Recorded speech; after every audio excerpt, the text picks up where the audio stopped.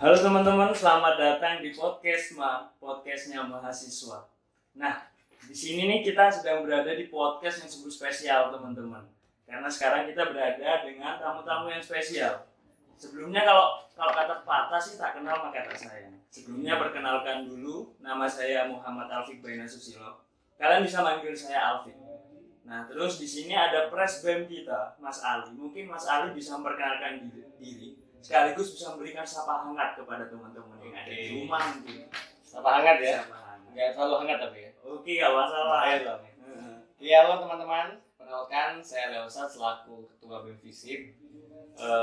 Semangat saya tetap semangat buat teman-teman semuanya. Apalagi juga, ini kan kita podcast di akhir kepengurusan. Jadi harapannya memang di akhir kepengurusan ini kita bisa benar-benar memberikan program, memberikan kontribusi terbaik untuk mahasiswa di FISIP. Oke. Itu tadi sapaan hangat ya dari Mas Ali yang nggak begitu hangat teman-teman. Oke, sekarang lanjut ke Bapak Wadik 3 kita. Jadi ada Bapak Edi di sini. Mungkin Bapak Edi bisa memperkenalkan diri terlebih dahulu. Tapi sekiranya teman-teman FISIP kayaknya semua udah tahu ya sama Bapak Edi. Tapi mungkin bisa memperkenalkan kembali dan berikan sapaan hangat kepada teman-teman yang ada di rumah mungkin yang sedang melihat podcast ini. Oke, terima kasih. Saya Dewa Yudi, Wadik 3 FISIP. Semoga sudah terkenal ya. Semoga sudah terkenal. Kalau belum, Anda bisa cek Instagram saya di ediwayudi.id. Wah, punya Instagram ya? Punya dong. Atau di YouTube ediwayudi.id juga. Anda bisa cek di YouTube saya di situ. Lumayan lah, 600 subscriber. Gimana? Apa yang bisa kita obrolin nih? Jadi apa yang bisa kita obrolin sekarang? di podcast yang spesial ini kayaknya kita lebih cocok nih membahas sesuatu yang spesial yang mungkin sedang lagi panas-panasnya gitu. Nah, aku rasa tema yang paling epic untuk saat ini sih kayaknya karya, Mas Pak. Jadi sebelumnya aku ingin nanya sama Mas Ali.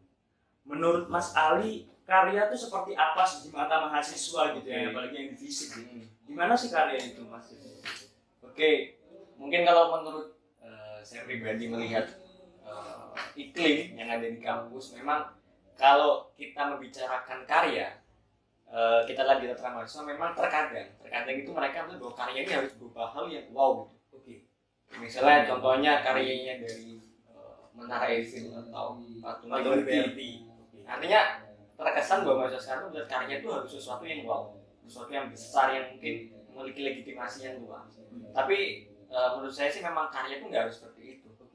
Artinya apapun yang bisa kita berikan kontribusi sekecil apapun itu bisa berimpact dan bisa dikenang tentunya, itu juga merupakan sebuah karya apapun itu.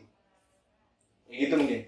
Tapi terkadang gini, dari setiap mahasiswa itu kadang ketika kita mempunyai suatu karya, kita tuh kadang malu gitu, takutnya ya contohnya tadi itu karena sesuatu yang besar mungkin dari sudut pandang mereka itu sesuatu yang besar itu harus dilakukan dengan yang besar gitu. Dan karya-karya yang seperti itu tuh rasanya kalau kita sebagai mahasiswa tuh mungkin bisa, tapi untuk dari yang dasar tuh belum gitu. Jadi harus nyicil lah hitungannya seperti itu. Nah, untuk menghilangkan pikiran-pikiran yang seperti itu tuh gimana? Mungkin ke Bapak Edi. Oke. Ini Makanya nanya ke Mas Ali terus tiba-tiba mengikungnya. Oke, kalau menurut saya sih, saya sependapat dengan Mas Ali ya, meskipun kita harus sadar betul bahwa memang UNED mentargetkan tahun 2020 itu tahun prestasi. Namun juga yang bisa kita tegaskan bahwa prestasi itu butuh proses. Sebuah tahapan-tahapan yang harus dilalui. Sehingga saya mengibaratkan itu kalau kita terbiasa dengan hal besar yang instan, maka kalau kita tidak kuat menanggungnya, kita akan jatuh dan itu sakit. Ibarat orang ngebut naik sepeda motor langsung ngebut, jatuh, sorong kabeh, udah siap. Maka kita harus, kalau kita memang merasa dari sesuatu yang awal yang kecil dan proses belajar, maka ya kita jangan ngabut-ngabut dulu dong. Kita nikmati prosesnya. Bagian dari proses itu adalah sebuah karya juga. Ya, kita membacakan sesuatu yang kecil, yang itu bisa mendapatkan bermanfaat buat kita maupun orang lain, itu sebuah karya. Prestasi itu sebuah akhir dari sebuah proses lah kalau memang kita bisa berkompetisi. Karena prestasi biasanya kan hadir ketika ada kompetisi. Prestasi itu hadir ketika orang lain tidak melakukan, tapi kita melakukan itu, sehingga orang mengatakan, wow, ada diferensiasi dari produk kita nih.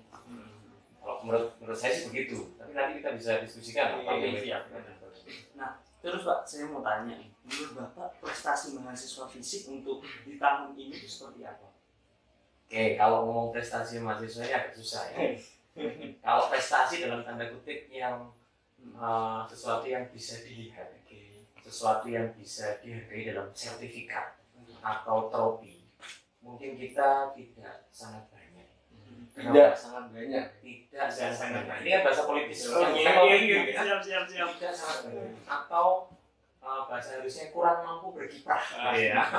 Kenapa? Karena kita ilmu sosial. Meskipun itu bukan alasan sebenarnya, tapi alasan yang paling kuat adalah di pandemi. Jadi mohon maaf juga karena saya baru menjabat gitu ya. Kalau saya menjabat paling sekitar 2 bulan lah, 2 bulan. Mulai Agustus, September, 3 bulan jalan lah, 3 bulan jalan.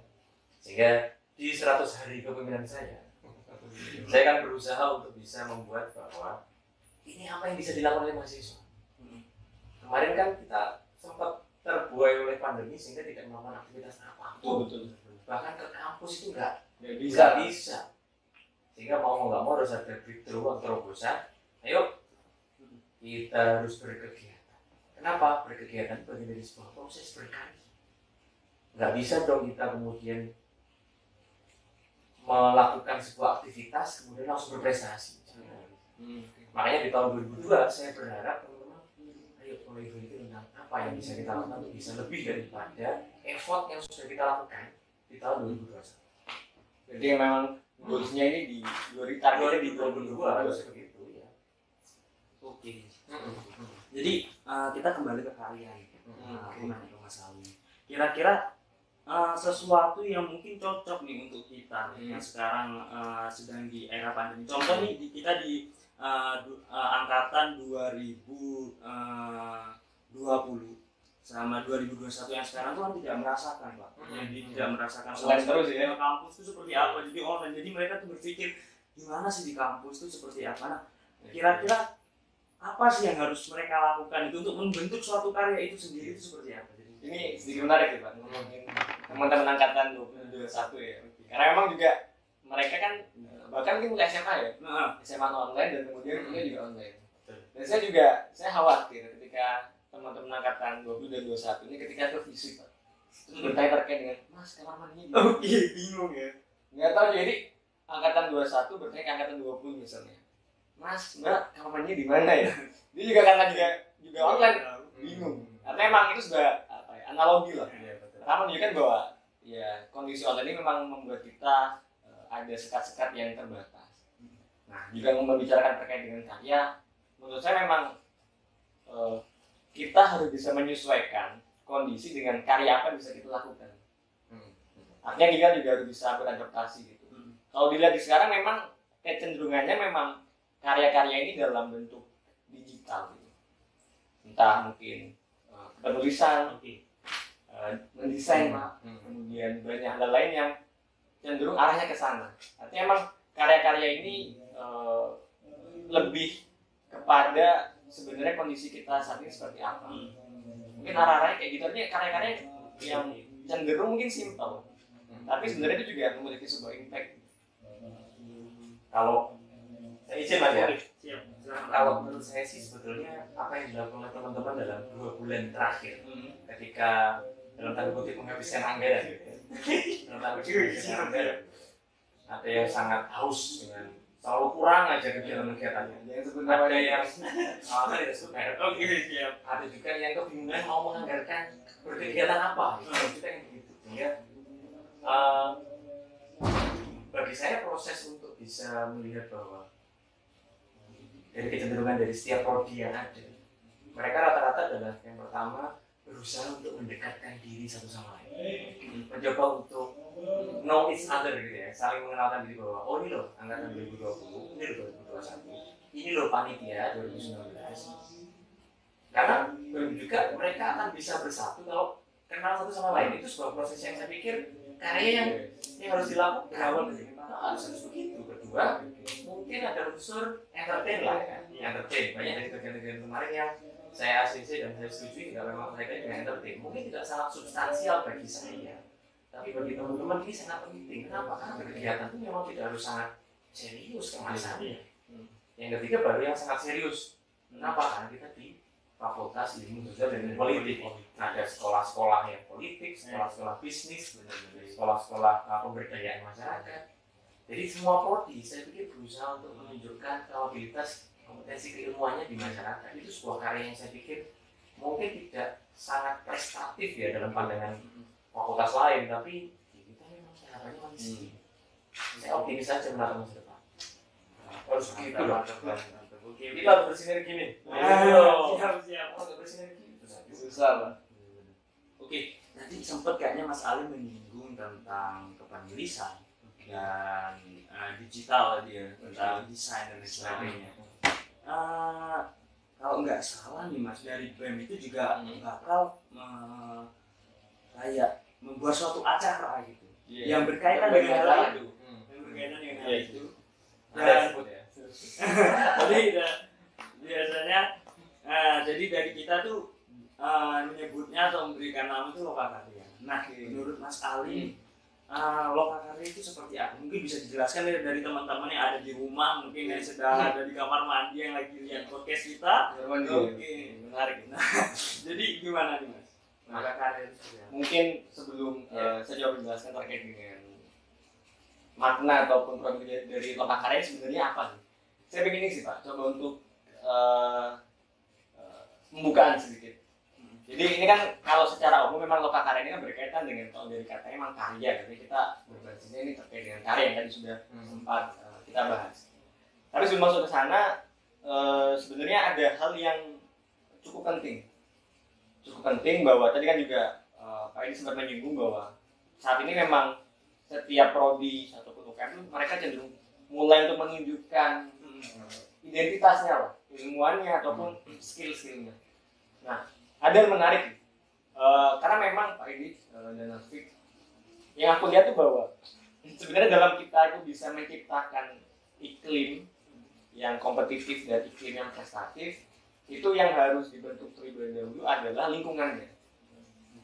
Karena saya sempat membaca dan mendengar sebuah cerita, ini cerita yang tak rasa menarik dan cukup linier. Jadi ketika dahulunya ada orang yang dia itu sangat kaya raya dan kalau nggak salah dia ini dari Eropa. Kemudian dia, karena mungkin terkadang kan ada orang yang dia udah cenderung kaya banget, sehingga dia merasa hampa gitu.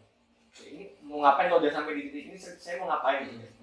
Akhirnya orang ini hijrah ke tempat lain, dan di tempat lain yang cenderung tempat itu terbelakang, dia memiliki sebuah visi. Visinya adalah bagaimana saya bisa menciptakan masyarakat di sini, masyarakat yang dia baik, bijak, civilized. Artinya kita ingin menciptakan masyarakat yang berperadaban.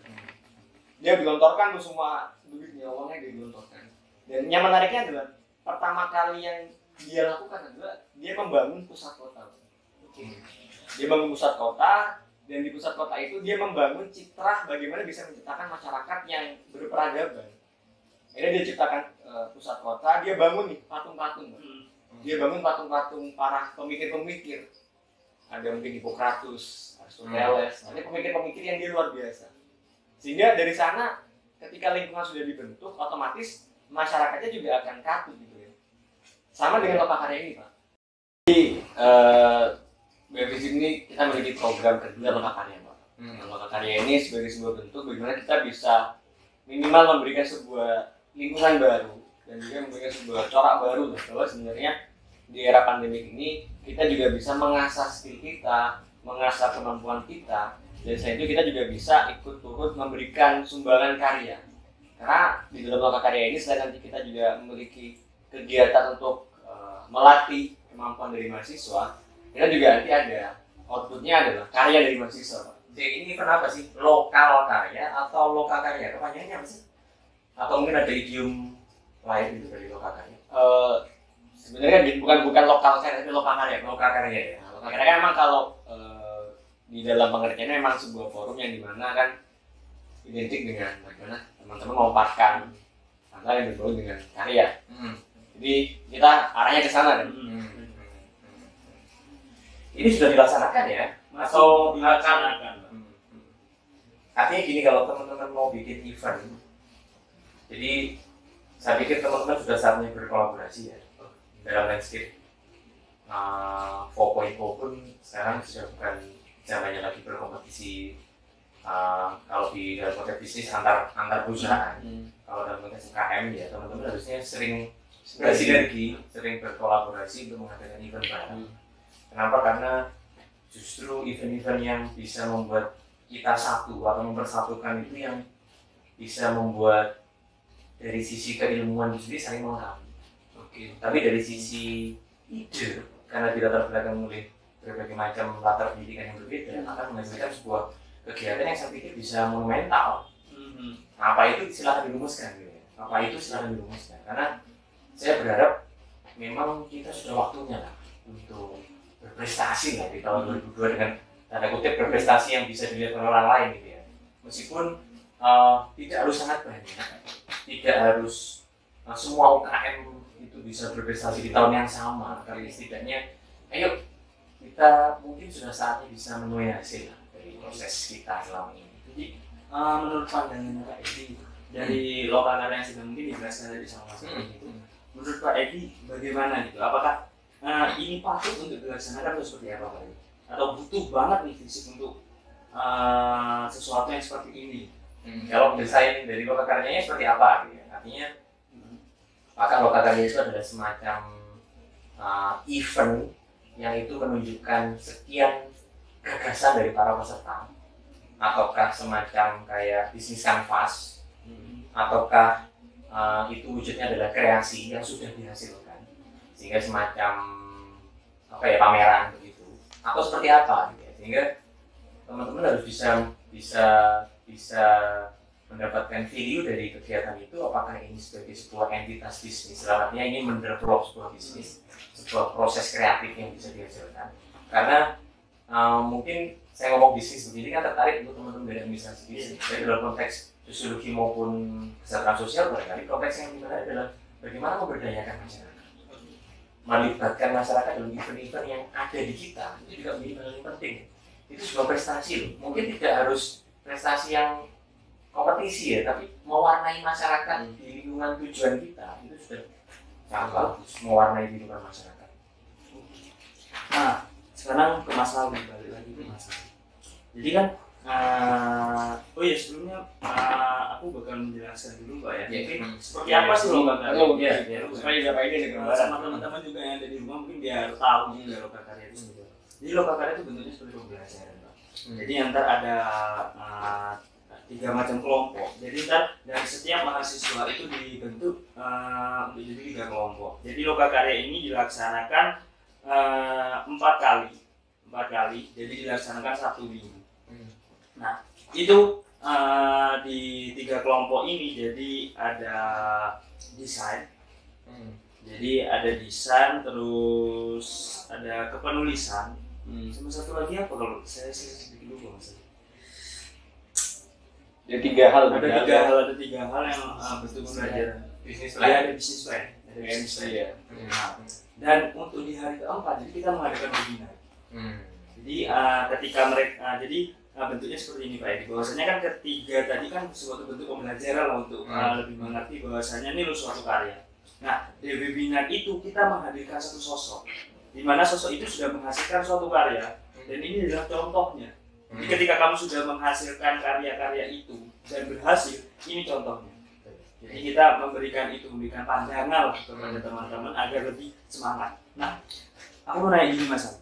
Jadi biasanya dari setiap mahasiswa dari kita, ketika kita pingin ikut untuk sesuatu event lah atau lokal karya ini, terkadang kita itu awalnya mau, tapi karena ikut temen, biasanya kan ada teman-teman yang bilang, ngapain sih kok kayak gitu, apa sih benefitnya untuk kita.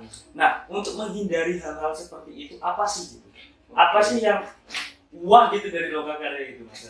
Sehingga mahasiswa itu tertarik banget gitu, dan harus ikut, wajib. Mungkin kalau dari tertarik individunya ya, karena memang itu berkaitan dengan keinginan dan kemauan. Itu memang kembali ke individunya. Cuman kalau bicarakan, tadi kan juga sudah dipantik oleh Alvin dan Pak Edi bahwa memang saatnya saat ini memang era di mana kita harus berkolaborasi, bersinergi untuk menghasilkan sebuah karya. Jadi kan kolaborasi ini ada tujuannya nih, ada tujuannya dan kalau aku kasih satu alasan kenapa kok teman-teman wajib untuk mengikuti, bahkan harus ya untuk mengikuti kegiatan karena memang di kegiatan ini kami mencoba untuk memberikan sebuah hal baru. Kita mencobakan hal baru terkait dengan hal-hal yang linear dan adaptif di era sekarang. Seperti kita membicarakan kepenulisan yang memang nggak ada matinya gitu. Apalagi memang sekarang kecenderungan dari kepenulisan adalah bagaimana kita bisa menari-narikan kata-kata kan, tapi supaya pembaca ini bisa terbawa gitu kan. Dan itu perlu keahlian, perlu pembiasaan.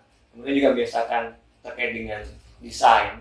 Karena emang desain kan nggak kayak dulu. Dulu kan orang mungkin buat desain itu hanya beberapa orang yang bisa, bahkan harganya sampai luar biasa tinggi. Tapi kan sekarang emang hal seperti itu emang dituntut untuk mahasiswa yang bisa.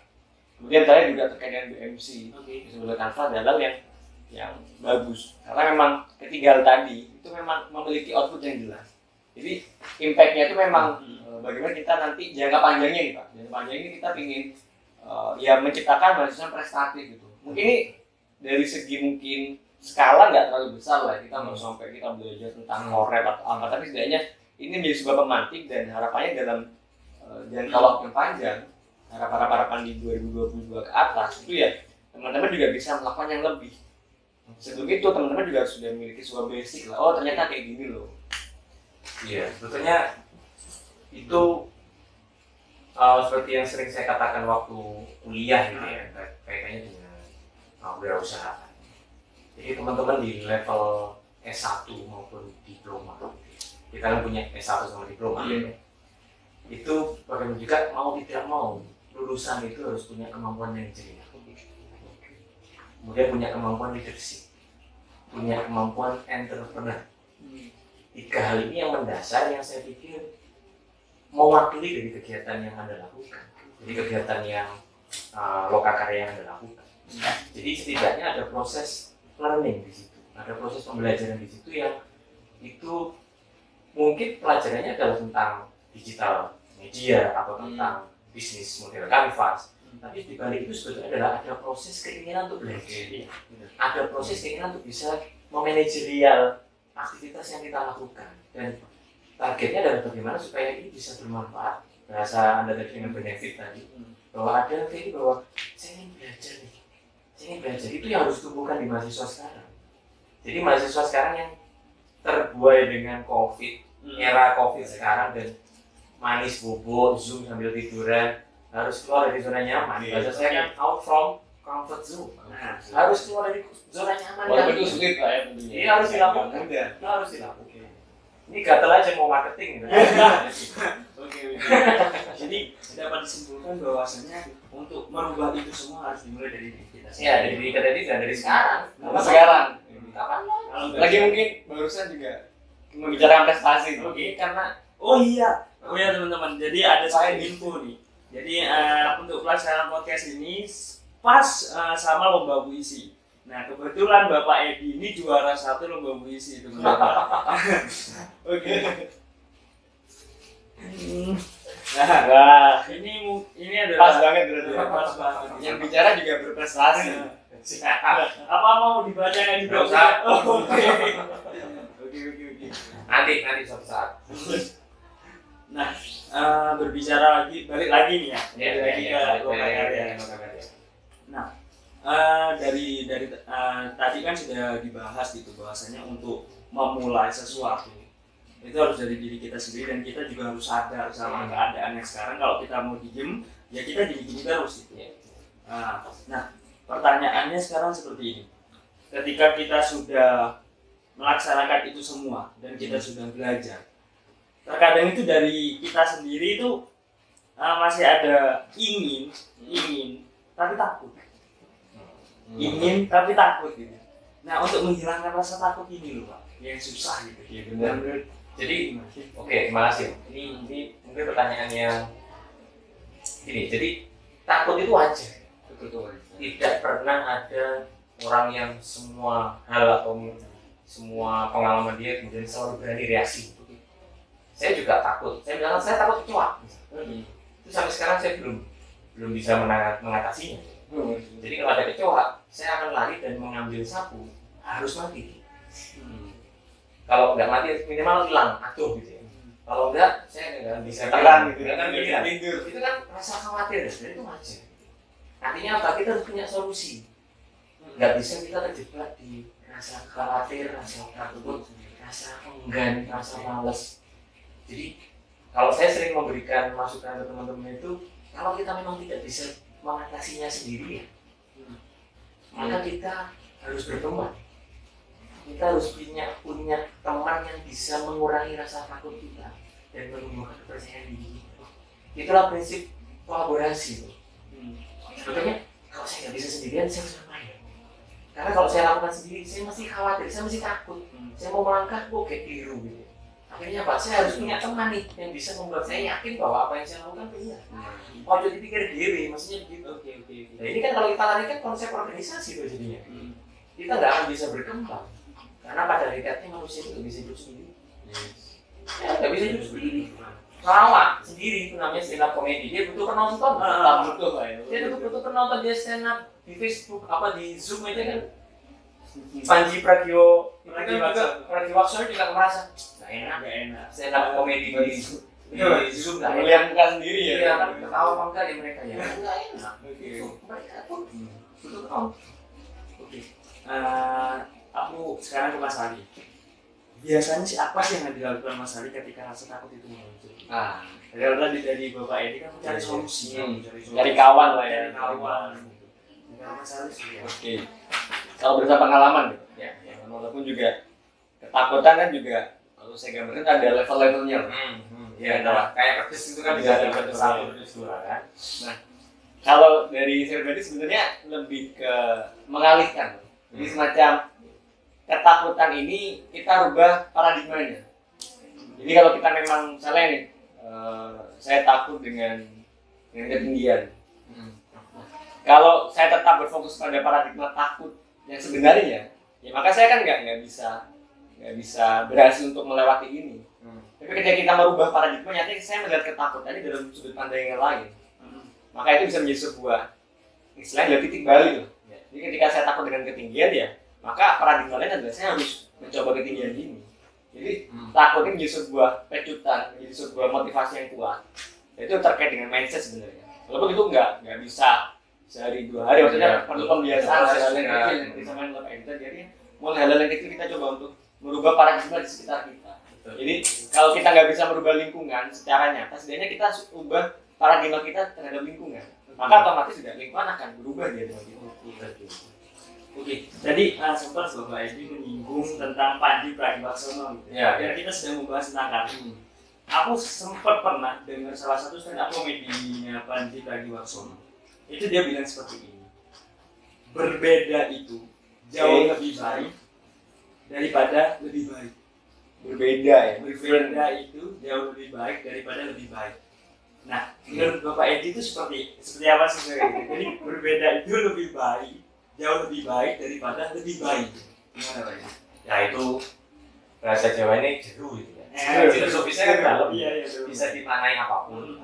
Saya sebagai seorang puitis ya, seorang juara satu. Saya harus memaknai dengan dalam juga. Gitu ya. Artinya apa? Menjadi jauh lebih baik jika kita merasa bahwa apa yang kita rasakan ini adalah sebagai upaya pencapaian yang seandainya kita berusaha lebih baik lagi, itu akan lebih baik. Jadi jangan sampai kita merasa bahwa kita sudah stuck cukup sampai di sini tanpa harus melupakan rasa syukur. Jadi pencapaiannya seperti apa? Kita harus punya visi yang tinggi yang itu harus kita gapai, entah itu suatu saat kapan ya tercapai. Tapi bagi saya, kalau sudah seperti ini, tahapan apa lagi yang harus saya capai? Itu kan akan menjadi lebih baik lagi. Padahal kondisi saya merasa sudah cukup, sudah baik, gitu. Tapi apa yang bisa saya lakukan? Jadi harus nggak berpuas pada apa yang kita Bisa apa ya? Artinya learning proses itu terus gitu. Kita manusia pun belajar ya. Kita manusia pun belajar. Sehingga saya pikir apa yang bisa saya lakukan sekarang, saya bersyukur tentang itu. dan saya bisa memberikan kontribusi buat teman-teman. Mungkin kalau sekarang jabatannya WT3 urusannya kemahasiswaan ya, ayo mahasiswa supaya berkreasi bagaimana, itu yang bisa saya lakukan. Itu aja. Terus kita balik lagi mungkin ya karya. ke karya lebih ke karya gitu. Nah, terkadang kan kita sebagai manusia, karya tuh hampir sama lah Pak ya dengan bisnis 11-12 ya. Jadi ketika kita melakukan suatu karya gitu, kalau biasanya kan kalau kita melakukan karya itu kan karena orang ini sudah melakukan ini, aku harus melakukan itu gitu. Jadi sama gitu semua. Sedangkan karya yang bagus itu ketika dia melakukan sesuatu dan kita melakukan sesuatu yang berbeda. Dari situ kita menemukan siapa yang lebih baik. Dan sama juga kayak bisnis ya. Jadi kalau ada satu jualan ayam, terus yang lain jualan ayam semua. Jadi kan nggak kelihatan gitu Pak ya. Ada yang jualan ayam dan ini jualan bebek. Jadi ada perbedaan di situ. Value added. Nah, dari situ gimana sih cara kita untuk membentuk pribadi kita sendiri itu, untuk membentuk bahwasannya ketika kita berbeda itu bisa untuk melakukan sesuatu itu. Menurut Mas Ali gimana? Sebenarnya untuk mencari sebuah pembeda lah ya. Pembeda sebenarnya ya kita harus bisa coba untuk mencari nilai lebihnya itu. Mungkin kalau karena saya bukan orang, Karena ada orang KS ya? Iya, memang sedikit ngomong bisnis sedikit. Nah, tapi kan gini, membicarakan terkait dengan itu sebenarnya kan tadi dikaitkan dengan adanya value added. Kalau kita membicarakan, mungkin kita kaitkan dengan karya lah. Karya ya kita coba sebenarnya berkaitan dengan peluang. Ya misalnya di Wasaki ini kita melihat bahwa portal kita bicara portal pemberitaan ya, portal berita kan kecenderungannya adalah berita-berita yang secara formal bahasa Indonesia ya. Kita coba mereknya CNN atau apa-apa, itu kan mereka pemberitaan secara formal. Coba ketika ada portal-portal yang dia mencoba menyuguhkan dari bahasa-bahasa yang sedikit berbeda, tapi juga substansinya enak. Seperti mungkin kita mengenal ada Mojo ataupun portal-portal lain yang dia coba untuk menyuguhkan kepenulisan dengan substansial yang sama, tapi cara penyampaiannya itu berbeda. Mungkin itu yang perlu kita cari. Artinya nilai lebih ini berkaitan dengan peluang. Artinya peluang apa yang nampak dan itu kita ambil. Dan kita nggak cuma kita melihat dari diri kita sendiri. Artinya aku punya nilai lebihnya, tapi nggak kita melihat. Mungkin ini masuk ke konsep bisnis. Ya, kita melihat kalau konsep bisnis itu disebut dengan diferensiasi. Jadi kalau ada beberapa buku yang di situ ada gambarnya, orang jualan sepatu warnanya putih semua, ada satu yang jual sepatu warna merah, maka secara nggak langsung kita pasti mulai, kok warnanya merah sendiri? Itu kan menjadi pembeda. Jika orang tertarik ke itu, apa sih kok dia merah sendiri? Sama dengan produk-produk yang kemudian main warna yang berbeda, sehingga bisa menarik perhatian, display dan sebagainya, itu ada di teori itu. Tapi intinya adalah bagaimana konsep diferensiasi. Karena apa? Dari proses diferensiasi itu nyambung dengan konsep-konsep ekonomi, itu apa? Dari kelangkaan. Sehingga apa? Kalau semuanya panen lombok, harga lombok turun. Tapi kalau semuanya panen lombok, kemudian dia panen apa ya? Selain lombok biasanya atau tomat lah misalnya. Tomat oke lah, sempat mencapai harga mahal juga, meskipun tidak sangat spektakuler. Tapi kan dalam teori kelangkaan, maka ketika permintaan itu tidak selalu berbanding lurus dengan penawaran, maka harga pasti naik. Sehingga apa? Konsep diferensiasi itu nyambung gitu. Kita harus bisa punya ide-ide yang berbeda. Kenapa bahasanya ada tadi? Value-nya pasti berbeda. Nah itu kalau kita larikan ke konsep bisnis menjadi banyak ya. Meskipun nggak ada salahnya kita mengimitasi ya. Ada konsep ATM toh, amati, tiru, modifikasi. Kenapa dari proses amati bagian dari apa yang menjadi tahapan kita amati dulu ya. Terus kita menirunya boleh, baru kemudian kita memodifikasi. Itu bagian dari proses diferensiasi. Gak apa-apa dilakukan. Oke teman-teman, itu tadi yang kita bahas ini tentang suatu karya dan logo karya itu